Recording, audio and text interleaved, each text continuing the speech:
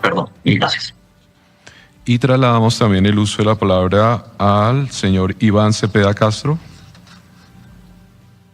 Buenos días, honorables magistrados. Los saludo a ustedes con respeto y cordialidad y también a todas las personas presentes. Debo decir que el doctor Reinaldo Villalba está intentando ingresar a la sala. Sí. Es una audiencia, están virtuales conectados. Aquí Iván Cepeda. Aquí estamos verificando. Está también conectado el doctor Granados, que es el abogado del expresidente Uribe. Y el expresidente Uribe. Está conectado desde Río Negro, en Medellín, el expresidente Álvaro Uribe. Curioso, Néstor, solamente están presenciales los 3 magistrados que van a dar a conocer el veredicto. No está ninguna de las partes en el Tribunal Superior de Bogotá, en el occidente de la capital del país. Sí. ¿Están delegados de la Procuraduría? Sí, Vladimir Cuadro es el procurador del caso. ¿Están delegados de la Fiscalía? Sí, está un reemplazo de la fiscal Marlene Orjuela, que es la fiscal tercera delegada ante la Corte, que es la fiscal titular del caso. Desde el Tribunal Superior de Bogotá, ¿van a leer toda la sentencia? Como con la juez Heredia, que leyó o intentó leer, esto es parte del expediente, las 1000 y pico de páginas. Kalila, ¿qué pasa en este momento en el tribunal? Néstor, buenos días, los saludo desde el Tribunal Superior de Bogotá, en donde pocos minutos se conocerá la lectura de decisión en segunda instancia dentro del proceso penal contra el expresidente Álvaro Uribe Vélez, condenado a 12 años de prisión domiciliaria por fraude procesal y soborno en actuación penal. Todavía no conocemos si se leerán algunos fragmentos, el fallo completo o solamente la decisión específica, pero ¿qué es lo que va a pasar hoy? Pues el fallo de los magistrados Manuel Antonio Merchán, Alexandra Osa y Leonor Oviedo podría ir orientado a absolver al expresidente, a ratificar los 12 años de prisión domiciliaria o a rebajarle la pena. Y es que tras este fallo en primera instancia, la defensa del exmandatario, encabezada por el abogado Jaime Granados, interpuso el recurso de apelación con el fin de tumbar la condena, alegando una visión totalmente parcializada por parte de la juez Sandra Heredia. Pero escuchemos. Anuncia en este momento el magistrado que el fallo tiene 700 páginas. Presentará un resumen estructurado con los apartes medulares de la decisión. En todo caso, el texto íntegro de la providencia, sobre el cual se surtirán los demás efectos jurídicos correspondientes, será remitido a los correos electrónicos de las partes y de los intervinientes especiales. El asunto por resolver, los recursos de apelación interpuestos por la defensa técnica y material y el delegado del Ministerio Público contra la sentencia. Está anunciando que la sentencia tiene 700 páginas, pero que van a leer un resumen de esas 700. Entonces, esto quiere decir, va a ser relativamente... Y comenzarán por el final, porque sería bueno que comenzaran por el resuelve. Tiene 2000 párrafos, dice el magistrado. Solo 2000 párrafos. Solo necesitamos saber... el resuelve tiene 2000 párrafos. 2000 párrafos, acaba de decir el magistrado. ¿A qué horas volvemos? A las 3:30. La actuación procesal relevante de cuál fue el trámite. No, pero yo creo que aquí va a ser rápido. Concentrado, Héctor, porque me informan, la decisión será anunciada en cualquier momento. La sala delimita su competencia conforme los artículos 34 y 179 del Código de Procedimiento Penal, restringiendo el examen a los temas propuestos en los recursos. Se descarta el complemento al recurso de apelación remitido por correo el 13 de agosto del 2025 por ser extemporáneo y no debatido en audiencia, como se explicará más adelante. En aplicación del artículo 179 del Código de Procedimiento Penal, se aborda la prescripción de la acción penal y la renuncia voluntaria del procesado, precisando que esta genera un plazo adicional y se analizará la suspensión del término prescriptivo por recusación con la aprobación de la sentencia de segunda instancia. Finalmente, se anunciarán 3 ejes de discusión: nulidades, cláusula de exclusión y materialidad de los tipos penales. En cuanto a las cuestiones preliminares del complemento del recurso de apelación presentado por el acusado, se precisa que el 13 de agosto del 2025 el procesado remitió por correo electrónico un escrito denominado complemento al recurso de apelación, sustentado oralmente en la audiencia del 1 de agosto. El tribunal se abstendrá, como se había dicho, de valorar dicho escrito, pues el artículo 179 del Código de Procedimiento Penal establece que el recurso contra sentencia se interpone en la audiencia de lectura de fallo, se sustenta oralmente y se corre traslado en los términos previstos sin admitir complementos posteriores. El documento no fue postulado ni debatido en la actuación donde se originó la decisión apelada. En consecuencia, la defensa material optó por sustentar oralmente su réplica frente a la sentencia de primera instancia, por lo que no le es permitido complementarla por escrito. De la prescripción de la acción penal y la renuncia que de ese término realizó Álvaro Uribe Vélez. En relación con la prescripción de la acción penal y la renuncia, se establece que el 25 de agosto del 2025 Álvaro Uribe Vélez renunció libre y voluntariamente a los términos de prescripción de la acción penal. La Corte Suprema ha precisado que en tal caso la autoridad judicial dispone de 2 años desde la ocurrencia del fenómeno extintivo para proferir decisión definitiva. De lo contrario, debe declararse la prescripción prevaleciendo lo dispuesto en el artículo 85 del Código Penal. En el caso, la prescripción no ha fenecido. El 8 de octubre del 2019 se realizó la indagatoria ante la Corte Suprema de Justicia. El 18 de agosto del 2020 Uribe Vélez dejó de ser aforado y la investigación pasó a Ley 906 del 2004. Los delitos imputados, soborno en actuación penal, fraude procesal y soborno, tienen pena máxima de 12 años. El 18 de marzo del 2025, la Corte Suprema en sede de tutela ordenó suspender el juicio para resolver recusación. La diligencia se suspendió el 20 de marzo y se remitió a reparto vigilado, asignándose al juzgado 55, que abocó el conocimiento el 25 de marzo y declaró infundada la recusación del 27 de marzo. Por ello, el término prescriptivo se extendió, pues entre el 20 y el 27 de marzo no corrió la prescripción conforme al artículo 62 del Código de Procedimiento Penal, e igualmente decisión Corte Suprema de Justicia AP 1047-2025, SP 3177-2022. Conclusión de este capítulo: no ha prescrito el juicio el caso del expresidente Álvaro Uribe, que era uno de los argumentos que lo había llevado a él a renunciar a la prescripción. Está haciendo cuentas, sacando fechas. No ha fenecido la prescripción, quiere decir, Héctor, no ha prescrito. No ha prescrito, el caso del expresidente no ha Uribe. Fenecido la prescripción, no ha prescrito. Se hubieran podido ahorrar 3 palabras. Pero efectivamente este era uno de los temas. Unas cuentas larguísimas. Ellos habían tomado, a mi modo de ver, una precaución, que era haber anunciado el fallo, la decisión, el 15 de octubre, porque recuerde usted que siempre esa había sido como tomada como la fecha clave. Sí. Y pues lo hicieron. El 15 de octubre fue el día que sacaron el comunicado en el que anunciaron que ya habían tomado la decisión, pero que no nos iban a contar sino hasta hoy. Me pareció que en ese momento lo hicieron como para dejar la tranquilidad de que la decisión se había tomado dentro del plazo. Claro, porque el 16 era la fecha clave, el 16 de octubre era el día donde estaba prevista la prescripción del proceso. Dicho que no ha prescrito y que está lejos la prescripción, quiere decir el juicio se desarrolla sin la evaluación y sin la renuncia a la prescripción, porque obviamente no ha prescrito el caso. Lee del Código de Procedimiento Penal. El expediente, el magistrado. Ya está en el trasfondo del tema. Lo divide en 3 ejes. Aquí la solicitud de nulidad por posible sesgo de la juez. El magistrado Merchán, que es el presidente de la sala que está tomando la decisión. Dice decisiones restrictivas, prejuzgamiento y valoración probatoria sesgada, solicitando retrotraer la actuación hasta la audiencia de formulación de acusación.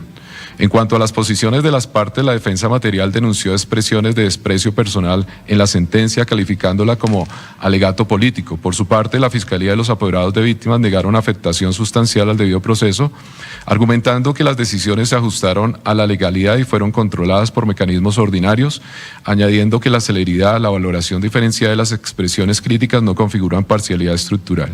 El tribunal, en sus consideraciones, recordó que la nulidad solo procede por causales expresas conforme al artículo 457 del Código de Procedimiento Penal y que la imparcialidad se garantiza mediante impedimentos y recusaciones, no por nulidad salvo vicios insubsanables. Se cita jurisprudencia según la cual los errores en valoración probatoria se corrigen en casación, no por nulidad. Respecto a la audiencia de acusación, concluyó que no hubo vulneración, pues la negativa de aplazamiento y las decisiones sobre nulidades fueron controladas por el tribunal. En la audiencia preparatoria, la negativa de prórroga se justificó por la suficiencia de la copia espejo y la posibilidad de experticia posterior. En la audiencia preparatoria y control judicial, el juez negó negando la nulidad. Me parece que es la segunda derrota para el expresidente Uribe a su defensa. La primera fue negar la ampliación del testimonio, la segunda ahora negar la nulidad, que había sido, María Camila, petición del doctor Granados, del defensor de Uribe. Recuerde la introducción en su momento de la juez Sandra Heredia, que fue criticada diciendo por la defensa del expresidente que era un alegato político. Con ese argumento fueron al tribunal a pedir la nulidad, que en este momento está negando o lo está leyendo el magistrado Merchán, que es el presidente de la sala. ese argumento de que esto es un alegato político, de que el presidente ha sido víctima de persecución, pues se cae de todo peso cuando uno ve la seriedad con que la justicia colombiana ha manejado este caso, la prudencia con la que este tribunal ha evitado, por ejemplo, una filtración, que quiso tener toda la celeridad, le quitaron los cargos, las responsabilidades a los jueces para que pudieran concentrarse exclusivamente en este proceso, y pues que ha gozado de todas las garantías como lo gozaría cualquier ciudadano, de sus procesos, de la doble instancia. No se refería a esta instancia, no se refería a la anterior. La nulidad era sobre la actuación de la juez Heredia. Claro. 8 de la mañana, 19 minutos. Ahora sí la está negando. A mí me parece. Sí, pero me parece, Néstor, le decía antes que por el tonito uno, en estos casos, pues a mí me ha tocado muchas veces por el ejercicio profesional la expectativa de un juez leyendo la sentencia y considerándose uno rogando que llegue al resuelve rápido, pero por el tonito uno puede ir sabiendo cuál puede ser la decisión final, ¿no? Porque efectivamente, ¿dónde hace los énfasis y tal? ¿Y por el tonito usted cree que va para...? Pues me parece que va para condena, pero todavía no le puedo decir, pero me parece que el tonito... Es como cuando empiezan a salir esos boletines de la registraduría, pues los primeros, sí, es solo 10%, pero ya uno empieza a saber eso para dónde va. Me parece que eso va así, pero esperemos. Me parece que juzgar todavía el tonito, estamos en etapa de preámbulo, 8:20 minutos. El juez Merchán, desde el Tribunal Superior de Bogotá. Y omitiendo la fundamentación fáctica y jurídica, argumentó que la lectura completa está prevista en el artículo 447 del Código de Procedimiento Penal y que su omisión cercena una etapa esencial afectando la estructura del proceso. Señaló que la sentencia tiene 1.114 folios y se leyeron solo 100, mientras que en la sesión previa del 28 de julio del 2025 se anunció el sentido del fallo durante 10 horas, divulgando apenas el 35% del contenido. La defensa sostuvo que la extensión no exonera del deber de lectura íntegra, pues la garantía asegura igualdad de armas y control inmediato. Consideró que la omisión quebrantó los principios de oralidad, publicidad y contradicción, transformando el acto público en un trámite escrito y restringido. Además, manifestó inconformidad en audiencia, calificando el vicio como insubsanable por afectar la esencia del proceso. La trascendencia radica en que privó de conocimiento público inmediato la argumentación integral, restringiendo el control social y la contradicción en tiempo real. Por ello, solicitó la nulidad desde la audiencia de lectura por omisión del deber de publicitar oralmente la totalidad de la providencia. La defensa material reforzó esta postura, alegando vulneración del principio de publicidad por divulgación parcial y restringida bajo el pretexto de proteger la honra, limitación injustificada que desconoce la esencia de la publicidad como garantía del control ciudadano. Por su parte, la Fiscalía y los apoderados de víctima se opusieron a la nulidad, argumentando que la lectura parcial fue consensuada y precedida por un anuncio detallado del sentido del fallo. Añadieron que el texto completo fue remitido anticipadamente, garantizando la contradicción y el derecho a la doble instancia, y alegaron ausencia de afectación sustancial, calificando la pretensión defensiva como dilatoria. Consideraciones del tribunal. Sobre la nulidad y publicidad. La nulidad no es una figura de libre postulación, exige cumplir requisitos y tiene una finalidad correctiva ante vulneración de garantías del debido proceso de la estructura del proceso. No implica una rigidez formal que haga nugatoria la posibilidad de reajustar el trámite. El modelo acusatorio previsto en la Ley 906 del 2004 otorga preponderancia a la etapa de juicio, regida por los principios de oralidad, publicidad, inmediación, contradicción y concentración. El juicio constituye el centro de gravedad del proceso penal, donde se practican y valoran pruebas en forma pública y oral con participación directa del acusado. El artículo 18 de la Ley 906 establece la regla general de acceso público a las audiencias y conocimiento de pruebas por las partes, proscribiendo actuaciones ocultas.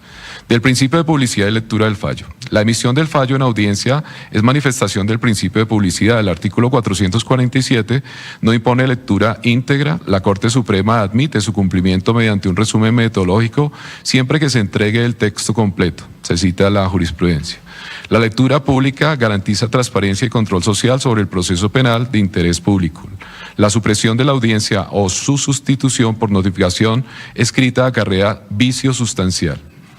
La nulidad procede cuando se suprime la audiencia, no cuando se materializa el acto procesal. En este caso, la juez cumplió la audiencia de lectura, por lo que no hay desconocimiento del mandato legal. Sobre la valoración de la actuación de la juez. La dinámica de lectura parcial fue propuesta por los jueces desde la audiencia de anuncio del sentido del fallo, aceptada por las partes, incluida la defensa, por lo que la pretensión de nulidad carece de interés al existir consentimiento expreso. El principio de publicidad se materializó desde la audiencia de anuncio del 28 de julio del 2025 con exposición oral de hechos, delitos y pruebas durante 10 horas. Además, la juez remitió la sentencia completa antes de la audiencia y verbalizó el acápite de individualización de la pena, de momento, notificando en esta una tercera derrota para la defensa del expresidente Uribe. No solo están negando la nulidad, sino diciendo que la juez tenía el derecho de leer parcialmente la sentencia, que fue lo que pasó en esa audiencia hace 3 meses cuando se leyó la condena contra el expresidente Álvaro Uribe, y habla en este momento de lo que llaman en el proceso expresiones impertinentes en esa sentencia contra el juez, que tampoco encuentran allí méritos para llevar a la nulidad. Pero está pero verbalizando, está indicando una cosa. Usando lo que dice el doctor Merchan, ahí está verbalizando la decisión de fondo. Ya anticipábamos para dónde iba, pero ahí está diciendo que no hay lugar ni a la nulidad ni a que no hubiera publicidad adecuada de la sentencia. De momento, sobre esos temas formales de la defensa, Héctor, de Uribe, derrotas y validación de lo que hizo la juez Heredia. Sí, después vendrá una discusión pues ya de fondo sobre los hechos, si ocurrieron, si no ocurrieron, y el grado de participación del expresidente Uribe, que es realmente pues el fondo de la cuestión, que pues incluso pues su defensa acepta que algo de los hechos pudieron haber ocurrido, que Cadena pudo haber hecho cosas relacionadas con tratar de modificar algún testimonio, pero que no fue ni por instrucciones ni por dirección del expresidente Uribe, que según la defensa solo se enteró después de que habían pasado esas cosas. La buena noticia es que va a buen ritmo la lectura del fallo del juez Merchan. Del derecho a la intimidad, artículo 15 de la Constitución Nacional y los requisitos para interceptaciones legítimas, orden judicial, motivos fundados y verosimilitud conforme a la Ley 906 de 2004 y la jurisprudencia constitucional. La ausencia de estos requisitos genera nulidad y exclusión probatoria. Este marco se complementa con el bloque de constitucionalidad, la jurisprudencia nacional e internacional. Se citan algunas sentencias de derecho comparado. Sobre los principios de necesidad y proporcionalidad, se concluye que la interceptación de comunicaciones debe ser indispensable y ajustada al fin legítimo, con base en motivos fundados y verosimilitud. Se establecen reglas prácticas para aplicar la cláusula de exclusión e identificación del tipo de irregularidad, evaluación de trascendencia, efectos reflejo, excepciones legales y carga probatoria. Posteriormente, se identifican las pruebas cuya exclusión se solicitó en apelación, interceptaciones telefónicas del abonado de Álvaro Uribe Vélez y otros cuya legalidad fue cuestionada por la defensa. Las premisas fácticas que se tuvieron en cuenta. La interceptación fue ordenada el 7 de marzo del 2018 bajo un error sobre el titular del número, estaba Nilton Córdoba, y persistió tras advertencia del análisis 14 de marzo hasta el 9 de abril, acumulando 118 registros. La defensa alegó vulneración de la intimidad y del secreto profesional, invocando el artículo 29 de la Constitución Nacional y tratados internacionales. El tribunal negó la exclusión anticipada en la audiencia preparatoria, señalando que la legalidad y confiabilidad debía debatirse en juicio oral mediante contradicción. Las premisas probatorias. Obran en el expediente la orden de interceptación del 7 de marzo del 2018, el informe policial base, las actas de audiencia preparatoria y el auto del tribunal sobre la apelación. Los elementos cuestionados incluyen registros magnetofónicos, comunicaciones entre Uribe Vélez y Diego Cadena y la figura del hallazgo imprevisto. De las interceptaciones y exclusión probatoria. La defensa solicitó la exclusión de interceptaciones tanto en la etapa de instrucción como ante la jueza de conocimiento con 2 propósitos. Primero, cuestionar la legalidad, necesidad y proporcionalidad de la medida. Y segundo, verificar la autenticidad y confiabilidad del material obtenido. El tribunal, al resolver el recurso de apelación de la audiencia preparatoria, precisó que el primer aspecto no era revisable por falta de competencia y que el segundo requería debate probatorio en el juicio oral, por lo que la exclusión anticipada resultaba improcedente. El juez solo puede decidir en el escenario adecuado para la contradicción. El juicio oral es el espacio idóneo para debatir veracidad, confiabilidad y legalidad mediante práctica de pruebas e interrogatorio cruzado. En consecuencia, la solicitud de exclusión fue despachada negativamente y las interceptaciones se mantuvieron como medios de conocimiento sujetos a contradicción en juicio oral. Se hizo una síntesis sobre las razones por las que en ese momento fue negada en primera instancia y confirmada por el tribunal la aplicación de la cláusula de exclusión. En cuanto a las interceptaciones a Rojas Salazar y Cortés Velasco, también se hace una relación de cuál fue la motivación que en su momento dio el tribunal cuando decidió la apelación en la audiencia preparatoria.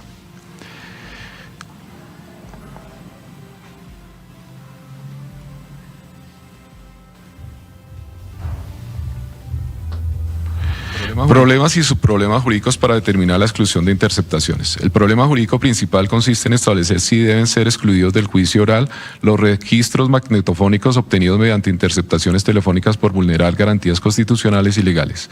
Para resolverlo se derivan diversos subproblemas que orientarán el análisis. En primer lugar, corresponde identificar el tipo de irregularidad conforme a la regla 204-1, determinando si las interceptaciones constituyen prueba ilícita por violación directa de derechos fundamentales o si se trata de prueba ilegal por irregularidad procesal en la autorización o ejecución. Seguidamente, debe evaluarse la trascendencia y la irregularidad según la regla 204.2, analizando si afectó sustancialmente el debido proceso, dado que la prueba ilícita no admite ponderación, y verificando si la omisión en la orden judicial o en la cadena de custodia compromete la validez. Otro aspecto relevante es el efecto reflejo bajo la doctrina del fruto árbol envenenado, que exige determinar si las pruebas derivadas dependen causalmente de las pruebas viciadas y verificar la relación inescindible entre interceptaciones y otras pruebas excluidas. Asimismo, deben considerarse las excepciones legales previstas en la regla. Estas reglas son las que maneja la Sala en la parte introductiva, la 204.4, comprobando si las pruebas derivadas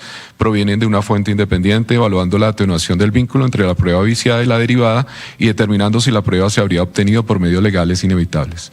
La distribución de la carga probatoria implica analizar si la defensa acreditó la ilicitud o ilegalidad y verificar si la Fiscalía demostró alguna excepción que permita la admisión.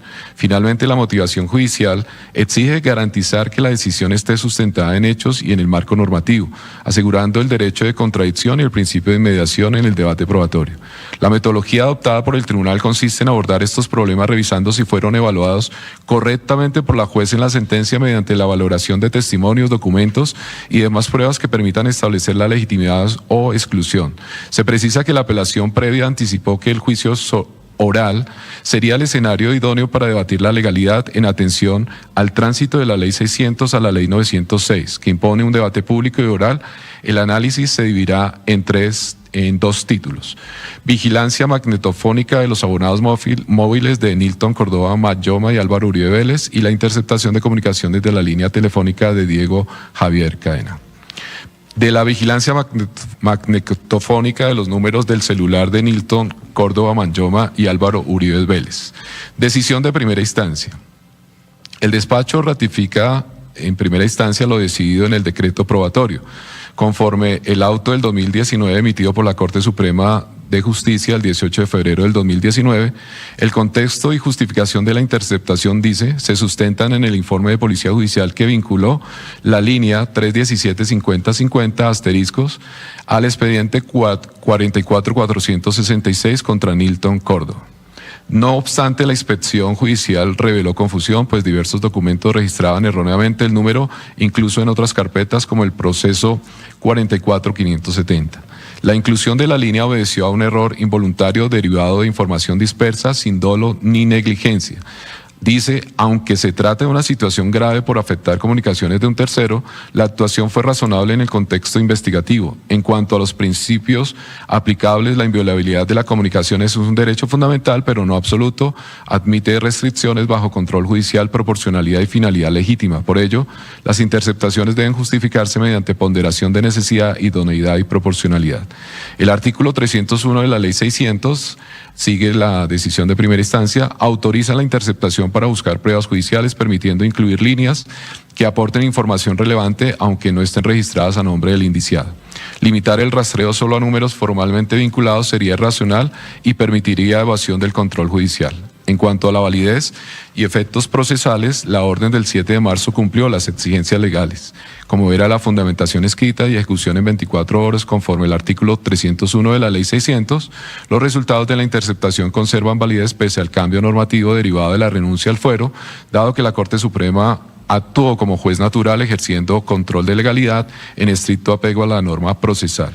La renuncia al fuero no retrotrae actuaciones previas, pues el principio de preclusividad impide reabrir actos ya culminados. Finalmente, dice la sentenciadora, la vigilancia magnetofónica preserva su validez para garantizar legalidad, seguridad jurídica y economía procesal, ya que los actos se realizaron bajo reserva legal y judicial, respetando las formalidades vigentes.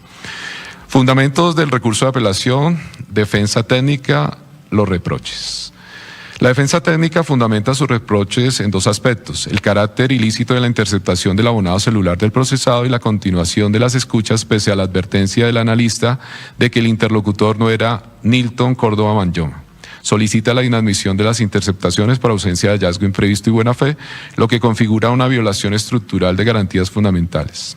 El tribunal, mediante auto del 29 de enero del 2025, señaló que la exclusión en audiencia preparatoria era prematura, indicando que el debate debía reabrirse en juicio tras la incorporación y análisis de las pruebas. Sin embargo, la sentencia incurre en error, al afirmar que el asunto estaba resuelto por el auto mencionado que termina en 2019. Además, la incorporación posterior de interceptaciones al expediente 52.240 no sanea la ilicitud del origen, pues el traslado entre expedientes no convierte una prueba ilícita en legítima. En relación con la doctrina del descubrimiento inevitable, se recuerda que exige tres presupuestos: existencia de una línea investigativa legítima y paralela, inevitabilidad fáctica del hallazgo y ausencia de mala fe. Ninguno se cumplió en este caso, dado que no existía investigación previa contra Álvaro Uribe. Se produjo un error inicial en la identificación del número 317-5050 y la invocación del hallazgo imprevisto fue artificiosa, pues el número correcto era fácilmente verificable. Además, la Fiscalía no acreditó medios alternativos lícitos para obtener la prueba. Por ello, la interceptación violó los principios de legalidad e intimidad constitucional, lo que determina la nulidad de pleno derecho conforme al artículo 29 de la Constitución, el artículo 23 de la Ley 906 y el artículo 301 de la Ley 600. En aplicación de la teoría del fruto del árbol envenenado, deben excluirse tanto las interceptaciones como la evidencia derivada, incluidas las conversaciones con Diego Cadena. Por su parte, la defensa material solicita verificar que nunca tuvo comunicación con John España, justificación errónea para interceptar su número, y afirmar que no se comprobó las llamadas antes de ordenar la interceptación. El delegado del Ministerio Público critica el enfoque restringido del ACUO, limitando a la esfera legal y a la literalidad, señalando que debió elevar el análisis al plano constitucional. Reitera la defensa de la inviolabilidad de las comunicaciones entre abogado y cliente, destacando que no se ha dado una resolución de fondo. Asimismo, discrepa sobre considerar las decisiones preliminares como cosa juzgada material, pues ello limitaría derechos fundamentales y la posibilidad de exclusión probatoria o nulidades. Finalmente, sostiene que lo correcto es permitir que la parte afectada reclame garantías mediante los medios de defensa procesales, habilitando el interés jurídico para una impugnación futura. Réplica de los no recurrentes, Fiscalía. Solicita mantener lo decidido por la CUO, destacando la valoración adecuada de lo probado en juicio y de lo decantado por la Administración de Justicia, así como la confirmación de la legalidad de las interceptaciones, tanto en el procedimiento como en su contenido, y la respuesta precisa y suficiente a las objeciones planteadas por la defensa.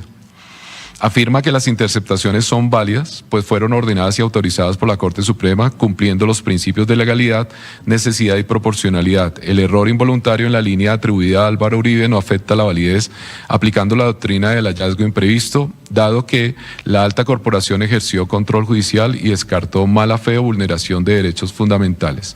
Además, recuerda que el derecho a la privacidad, consagrado en los artículos 15 y 29 de la Constitución, los artículos 235 y 236 de la Ley 906 y el artículo 17, admite limitaciones no arbitrarias previstas por la ley, necesarias y proporcionales conforme a los principios de Siracusa, que exigen perseguir un objetivo legítimo, respetar la proporcionalidad y someterse a control judicial. Por su parte, los apoderados de las víctimas sostienen que la interceptación se fundamentó en una orden judicial emitida por autoridad imparcial, cumpliendo los principios de especialidad, proporcionalidad de investigación indiciaria previstos en el artículo 301 de la Ley 600. Señala que era imposible prever ex ante si las conversaciones afectarían el derecho de defensa, pues tal afectación sería accidental, salvo interceptación deliberada entre cliente y defensor. Desde el plano fáctico, indican que la interceptación de la investigación contra Nilton Córdoba reveló un hallazgo casual sobre la presunta participación de Álvaro Uribe y Diego Cadena en la compra de testigos. La providencia del 7 de marzo del 2018 ordenó el monitoreo del abonado 317-5050 *. El informe parcial del 28 de marzo reportó resultados y el 4 de abril se canceló la interceptación al constatar el error en el usuario. Motivación que obedeció a la falta de relación con los hechos iniciales, no a la inexistencia de conducta delictiva. El debate esencial consiste en determinar si la información obtenida casualmente es lícita y válida como prueba o solo constituye noticia crímenes, diferenciando entre hallazgo casual, prueba incidental en actuación lícita y descubrimiento inevitable. Prueba ilícita que se habría obtenido por medios legales. Sobre esta última doctrina se precisa que no menoscaba el efecto disuasorio. Y me informan que el doctor Reinaldo Villalba, apoderado de víctimas, ya pudo ingresar a la audiencia. Por favor, verifica su audio y hace su presentación para que quede las constancias. Doctor Villalba, adelante. Gracias, su señoría. Sí tuve inconvenientes, estuve muy puntual, pero hubo inconveniente de conexión. Soy Reinaldo Villalba Vargas y apodero al senador y defensor de derechos humanos Iván Cepeda Castro. Ya estoy reconocido suficientemente en la actuación procesal. Muchas gracias, señor magistrado.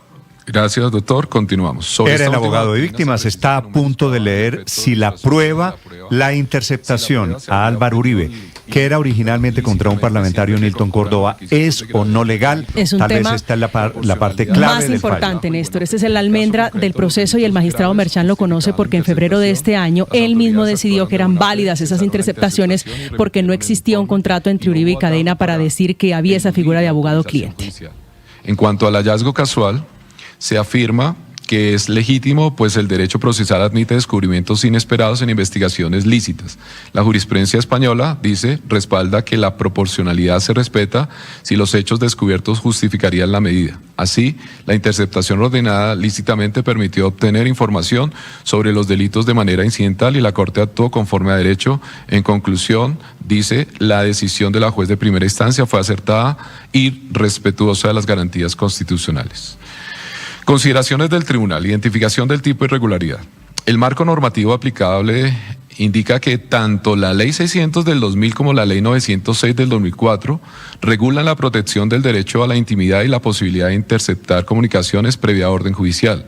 La exclusión probatoria puede discutirse en cualquier fase, incluso antes de la sentencia, siempre que se acredite afectación a la legalidad del medio de prueba. La sala anuncia que realizará un análisis cronológico para determinar si la interceptación del celular de Álvaro Uribe Vélez vulneró garantías fundamentales.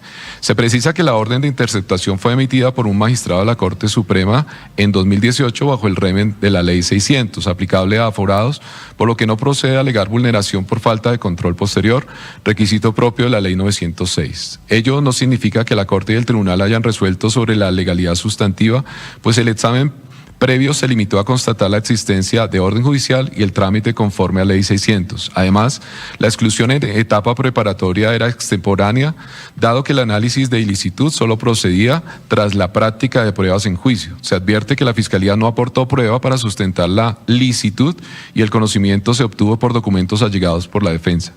En cuanto al contexto previo, el auto del 16 de febrero del 2018 ordenó la inspección de piezas procesales del radicado 44466 correspondiente a la investigación contra Nilton Córdoba, incluyendo diligencias y solicitudes probatorias.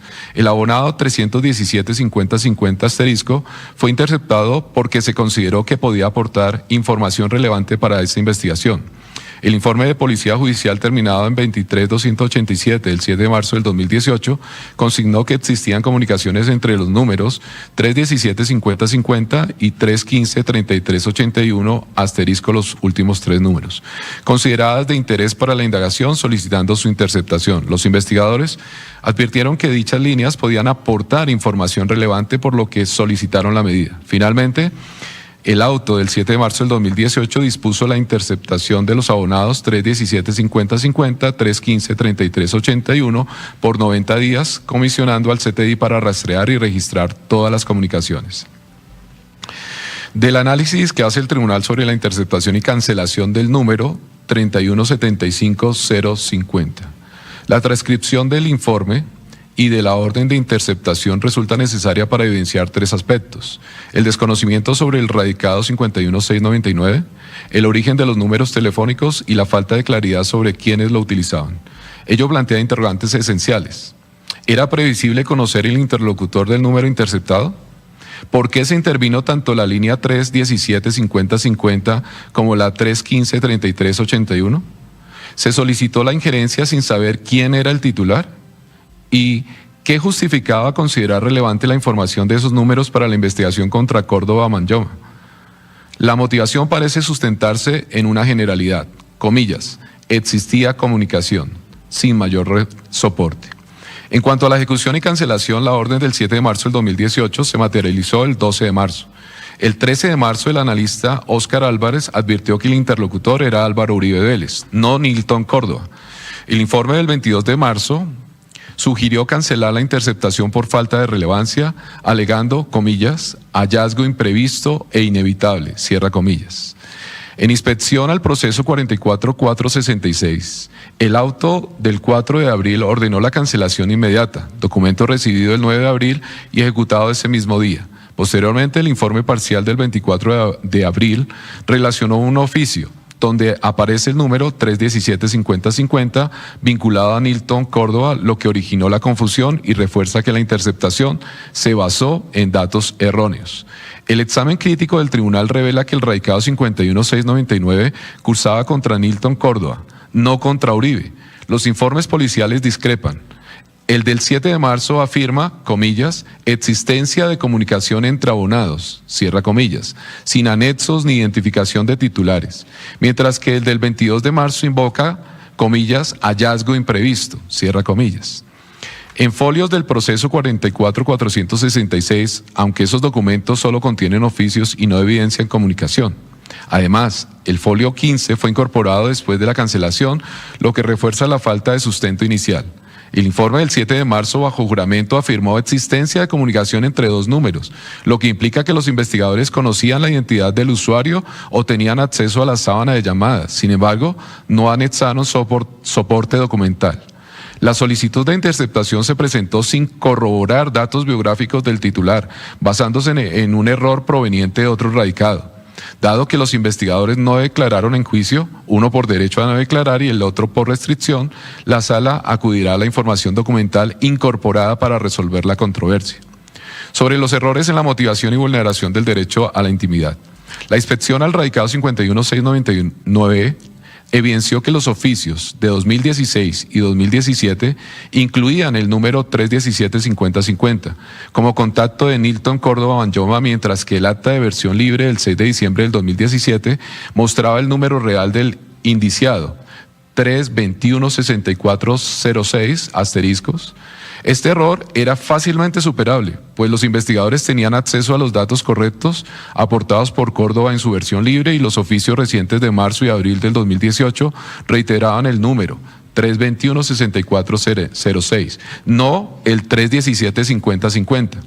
Desde 2015, Córdoba utilizaba el mismo número acreditado en otros radicados como el 44570.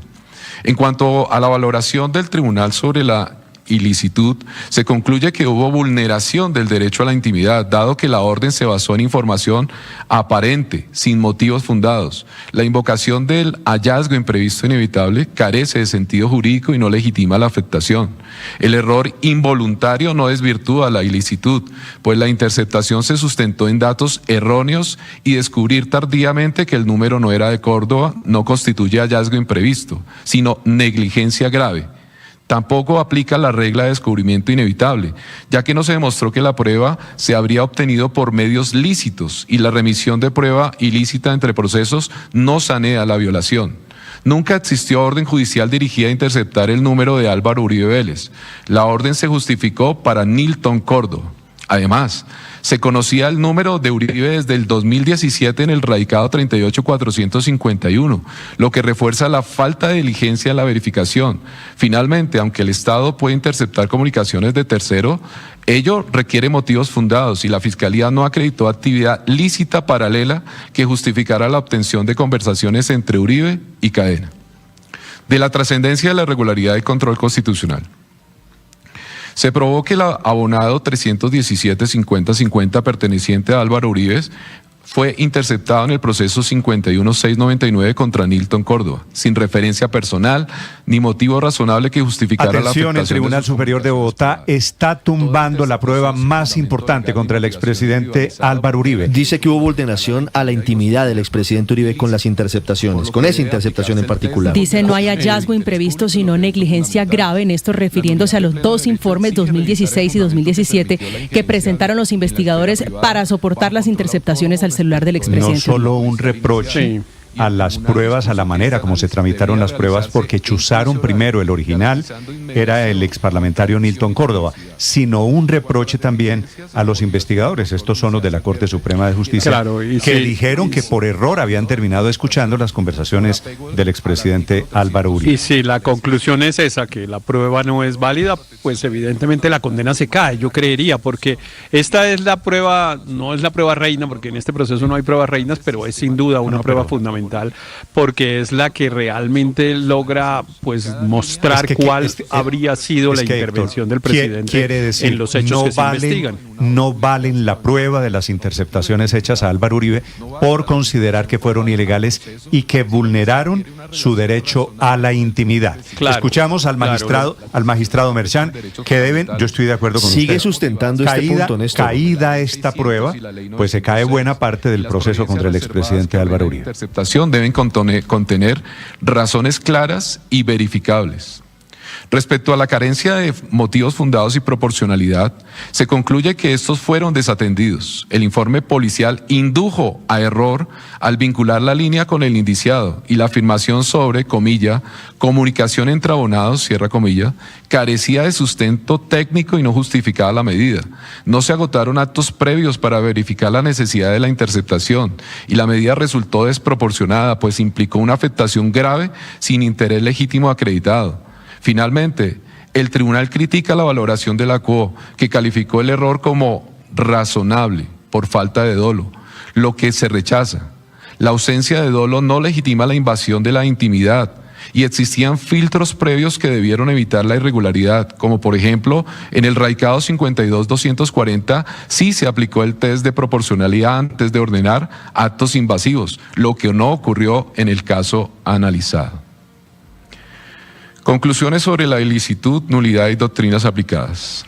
En el radicado 38451, marzo del 2017, antes de ordenar las interceptaciones, se solicitó a Movistar datos biográficos, registros y ubicación, confirmando que la línea 317-5050 * pertenecía a Álvaro Uribe Vélez desde 1999. Este antecedente evidencia que el grupo investigador conocía el titular, lo que cuestiona la razonabilidad, comillas, alegada por la QO. La interceptación se originó en una orden judicial viciada por un informe policial basado en datos erróneos, sin precisar la base fáctica para inferir comunicación relevante ni identificar los titulares de las líneas. Se omitió el examen ex ante sobre la pertinencia y proporcionalidad, lo que compromete la legitimidad de la medida. La ausencia de motivación estructural vulnera los principios de necesidad, proporcionalidad y razonabilidad. Como consecuencia jurídica, la interceptación injustificada convierte la información obtenida en prueba ilícita, inexistente por nulidad de pleno derecho, efecto que alcanza tanto la prueba directa como la derivada. El tribunal critica las doctrinas invocadas por la QO y los no recurrentes, quienes intentaron amalgamar figuras distintas, hallazgo imprevisto, descubrimiento inevitable y hallazgo a plena vista, para justificar la ilicitud. El descubrimiento inevitable exige acreditar que la prueba se habría obtenido por un medio lícito en curso, lo que no ocurrió. La sentencia apelada desconoció la premisa básica, reconocer la intervención ilícita. No se demostró camino autónomo ilícito para obtener la prueba y cualquier intento de convalidar la inexistente y nulidad por pleno derecho. Esto quiere decir sin piso totalmente la prueba. Yo sí creo que esta era la prueba reina contra el expresidente Álvaro Uribe, porque en esa grabación que acaba de ser declarada ilegal es donde dice proceda doctor Diego, ¿no? Ese es el elemento central de la acusación de la Fiscalía. Sin el proceda doctor Diego, si no vale la prueba, pues prácticamente creo que vamos a ver, ¿no? Sí. Le dice como crítica a la juez Heredia. Pero no me atrevo a decir, Héctor, que vamos rumbo a un cambio, pero esto es determinante. No, pero Sí, sin duda, claro que es determinante porque en eso había consistido una buena parte del debate del proceso, que era la validez de esta prueba, que a mi modo de ver pues mostraba la participación o no del expresidente Uribe en los hechos. La ocurrencia de los hechos, insisto, pues nadie prácticamente discute que Cadena, bueno, terminó condenado por eso, pues intentó, digamos, cambiar unos testimonios para favorecer al expresidente Uribe indebidamente. Es que ya Cadena no se discute. Vale la pena aclararlo aquí. Cadena ya está condenado. Ya está condenado, de que claro. Cadena cometió un error, 7 años de cárcel, no hay ninguna duda. Es decir, que el hecho ilícito, digamos, está aprobado por la justicia. La pregunta sigue siendo cuál fue la participación del presidente Uribe en los hechos. Y la prueba de su participación es son estas interceptaciones de sus comunicaciones, que si no se pueden validar en el proceso, pues entonces no se puede probar la participación del expresidente. No es que no haya participado, sino que la prueba es ilícita. Y que claro, porque el magistrado dice que la orden judicial fue viciada. Y si la orden judicial fue viciada, la prueba se cayó. Sí. Y esto es un durísimo reproche, me parece, también a esa sala de instrucción de la Corte Suprema de Justicia. Creo recordar, Ricardo, que esto eran los dos magistrados, Barceló y Hernández, sí, señor, los que estuvieron en la mitad de esa orden judicial, que aceptaron la interceptación contra el expresidente Álvaro Uribe. Claro, recuerde usted que en ese momento era José Luis Barceló, presidente de la Corte Suprema, y Luis Antonio Hernández, también integrante de la Sala Penal.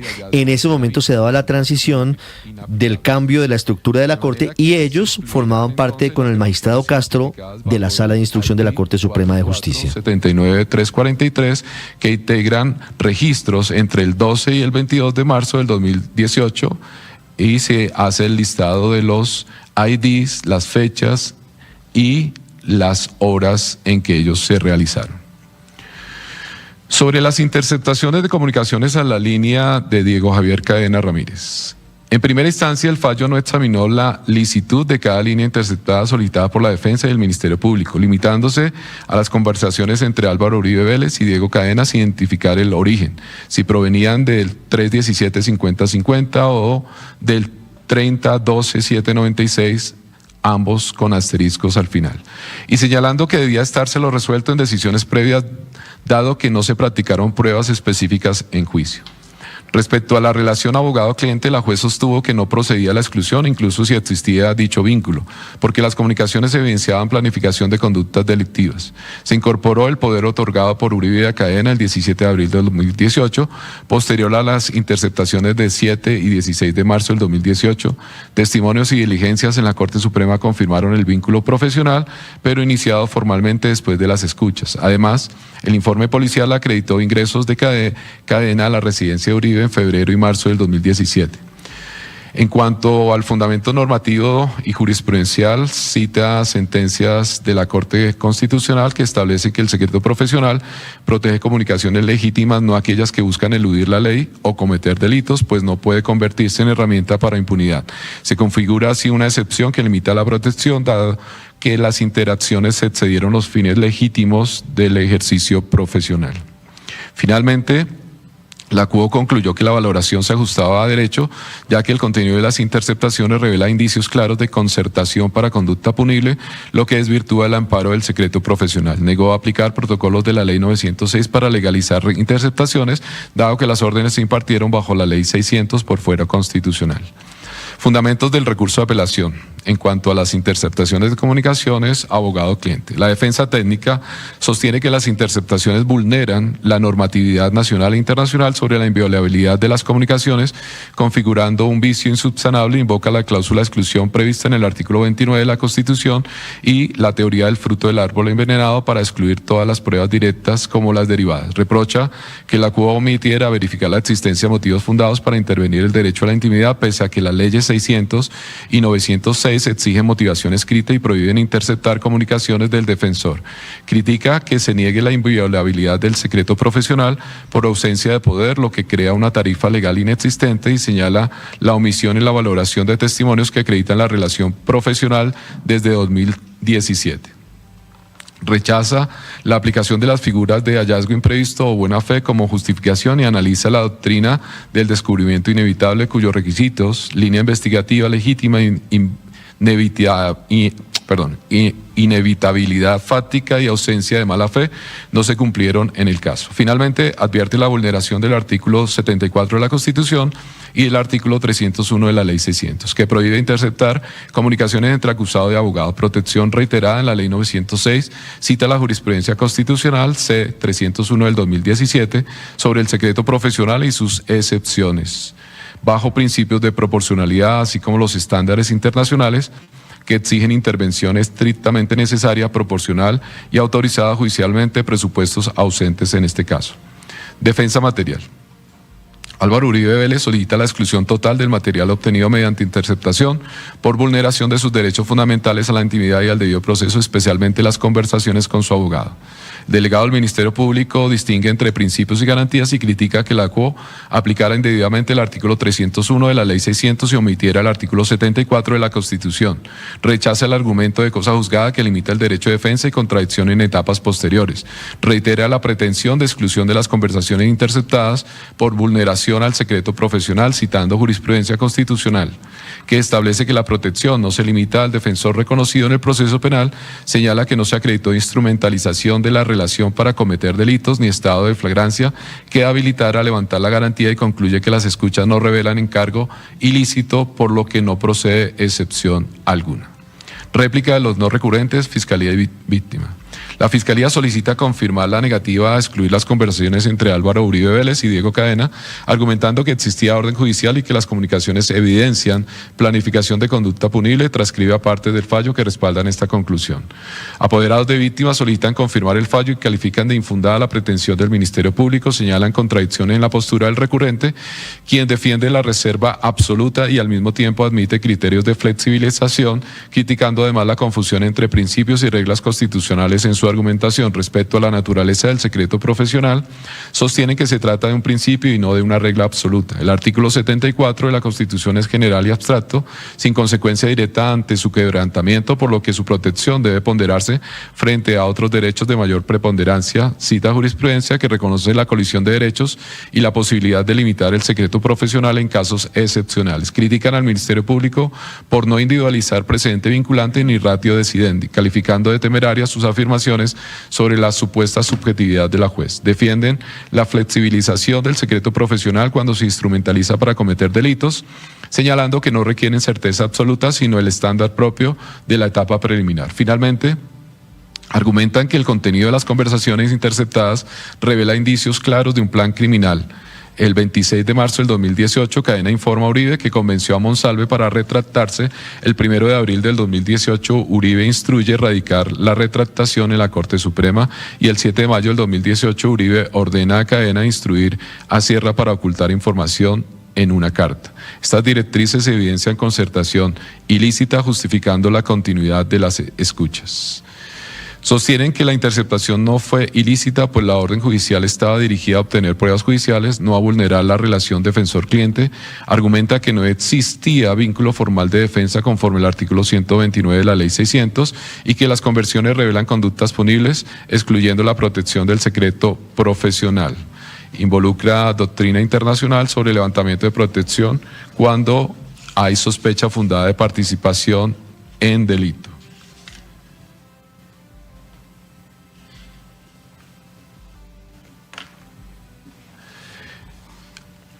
Aclaran que la orden de interceptación a la línea 317-5050 se emitió en el radicado contra Nilton Córdoba, donde figuraba ese número.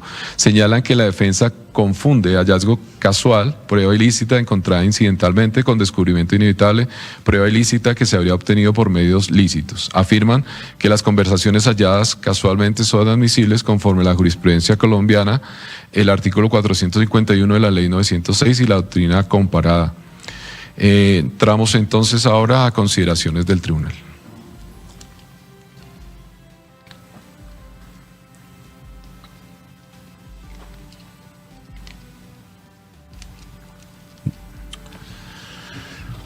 Sobre el secreto profesional, naturaleza, alcance y límites.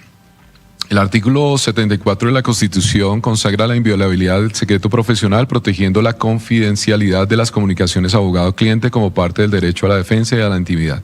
Esta garantía no depende de la existencia de poder formal ni de que exista un proceso penal en curso. La Corte Constitucional, en sentencia ST 708 del 2008, ha precisado que la relación abogado-cliente exige mayores garantías para restringir la privacidad, dada su conexión directa con el derecho de defensa. En el ámbito jurídico, la interceptación ilegal debe ser fuertemente sancionada. Sentencia SC 301 del 2012, pues la inviolabilidad no admite márgenes para que el legislador defina excepciones arbitrarias. La Corte Constitucional, también en sentencia SC 411 del 93, excluyó la excepción que permitía revelar secretos para evitar delitos futuros. La Ley 1123 del 2007 prevé una excepción disciplinaria para evitar la consumación de un delito, aplicable solo al profesional, no al Estado. Ello no implica que el derecho sea absoluto, puede ceder ante bienes jurídicos superiores bajo criterios de proporcionalidad e inminencia. El Estado no puede invocar excepciones previstas para el abogado como justificación para interceptar comunicaciones. La Corte, en sentencia en auto APS 642-2017, ha reiterado que el intérprete no puede crear excepciones no contempladas en la ley. La protección decae únicamente cuando la relación se desnaturaliza para facilitar conductas ilícitas. Se trae a colación casos jurisprudenciales relevantes en los cuales ha validado la interceptación cuando el abogado participa en un plan criminal. Se precisó que el secreto profesional no protege comunicaciones orientadas a la comisión de delitos. La garantía se predica al ejercicio lícito, no de actos ilícitos disfrazados de asesoría. Sobre el alcance y extensión del secreto profesional, la protección no se limita al defensor técnico, incluye asesorías previas y posteriores, incluso sin poder formal. El secreto cubre información confidencial revelada en un contexto de confianza, no cualquier interacción con un abogado. Se extiende incluso a colaboradores del abogado bajo su dirección para evitar vulneraciones indirectas. Los sistemas jurídicos comparados reconocen esta extensión, salvo excepciones legítimas previamente definidas. De la interceptación de la línea 301-2796 asterisco y análisis de licitud en cuanto a la protección internacional y la extensión del secreto profesional. Se acude a sistemas comparados como Alemania, Estados Unidos, Canadá, que extiende la protección del secreto profesional a colaboradores bajo supervisión del abogado conforme a precedentes que se citan en la sentencia. Se reconoce la protección reforzada del artículo 8 y a las comunicaciones del abogado-cliente, incluyendo el entorno profesional. En Colombia, la Corte Constitucional ha precisado que la reserva puede compartirse con terceros que tengan interés legítimo, obligados también a mantener confidencialidad. En el fundamento de la interceptación de la línea mencionada, tenemos el informe que termina en 390 del 16 de marzo del 2018, elaborado por Luz Mireya López, en cumplimiento de los autos del 22 y 23 de febrero, radicados 52-240, ordenó establecer visitas a Monsalve, identificar datos biográficos de cadena y obtener registros fílmicos. El informe, terminado en 392, sustentó la orden de interceptación de la línea 301-2796 asterisco asignada a cadena. A diferencia de la línea 317-5050, la interceptación se basó en información suficiente que acreditaba contacto ilícito con Monsalve. No existía vínculo profesional Uribe Cadena que ameritara protección reforzada en ese momento. La hipótesis investigativa apuntaba a presiones a testigos. Si bien la protección no depende del poder formal, las primeras escuchas revelaron vínculo profesional. Se citan las escuchas realizadas. La orden y continuidad del monitoreo fueron razonables ante indicios de instrumentalización de la relación profesional para cometer ilícitos, presión a testigos. Aunque las sentencias citadas por la QO no contienen las expresiones transcritas, la excepción jurisprudencial se justifica por la desnaturalización del vínculo. Conclusiones del tribunal. No prospera la pretensión de exclusión de las conversaciones interceptadas en la línea 30-127-96 asterisco, pues la medida se sustentó en motivos fundados y se ajustó a la excepción aplicable cuando la relación abogado-cliente se convierte en medio para la comisión de delitos. Ahora pasa al tribunal a analizar la materialidad de los tipos penales y la responsabilidad del proceso. Quiere decir, las escuchas entre el abogado Diego Cadena y el expresidente Álvaro Uribe sí fueron admitidas en el proceso. Así es, Néstor, y esto nos lleva a un escenario en el que seguramente el tribunal va a emitir una sentencia condenatoria. Yo creo que no como la que venía en la primera instancia. Sí, mire, que creíamos inicialmente que iban a aceptar la petición de excluir esa prueba porque aparentemente en algunos apartes de las consideraciones del tribunal pues consideraba que la manera como se habían allegado al expediente en esa forma de error porque era un teléfono de otra persona y tal, habían sido ilegales, pero después de estos argumentos, sobre todo los relacionados con el tema de las interceptaciones de las comunicaciones entre abogado-cliente, que se discute si son confidenciales y están protegidas por el secreto profesional o no, pues el tribunal termina validando la prueba. Claro, y porque no había la relación en ese momento, no era el abogado. Pero dice que y con esa prueba la posibilidad de la condena, de confirmar la condena, es bastante alta, así como habíamos dicho que si quitan la prueba seguramente íbamos para una absolución. Con esa prueba pues no es, insisto, la prueba reina, pero sigue siendo una prueba absolutamente esencial en el proceso. Por cualidades personales, generales o especiales. Asimismo, se desarrollan los principios de lealtad, igualdad y libertad probatorio, reconociendo la legitimidad de las entrevistas previas reguladas en los artículos 267 y 271 del Código de Procedimiento Penal, como actos preparatorios que permiten preservar medios probatorios y garantizar contradicción. Se aclara que dichas entrevistas no constituyen prueba directa salvo judicialización, conforme los artículos 272, 284 del Código de Procedimiento Penal, y su uso se limita a impugnar credibilidad según los artículos 403 del Código de Procedimiento Penal. Finalmente, la Sala concluye que la normativa busca minimizar errores y garantizar decisiones racionales, reconociendo que la verdad procesal es relativa y situada, la que impone al juez la obligación de valorar integralmente los elementos de juicio bajo criterios objetivos y razonables. La Sala considera jurídicamente inadmisible criminalizar la búsqueda y aseguramiento de fuentes testimoniales mediante entrevistas registradas por medios confiables, por cuanto constituyen herramientas legítimas para la construcción de la verdad procesal. Se advierte que el principio de igualdad procesal se ve comprometido si únicamente el Estado dispone de mecanismos incentivadores para obtener testimonios, como los beneficios otorgados a coacusados en trámites de colaboración, rebajas punitivas, principio de oportunidad, preacuerdos, los cuales pueden incidir en el contenido del testimonio y generar desequilibrios en el contradictorio. Cuando existe interés en el beneficio ofrecido, corresponde a la parte interesada demostrarlo mediante respaldo objetivo suficiente que permita al juez valorar la autenticidad del testimonio conforme a los principios de imparcialidad, contradicción y sana crítica. La defensa en ejercicio legítimo de sus derechos puede desplegar actividades orientadas a asegurar versiones testimoniales, ya sea promoviendo su exposición voluntaria o mediante mecanismos de coerción judicial, siempre dentro del marco legal y ético. El aseguramiento de fuentes testimoniales permite a las partes realizar entrevistas, solicitar declaraciones juradas y garantizar insumos para la contradicción y refutación de testigos, conforme los artículos del Código de Procedimiento que se citan.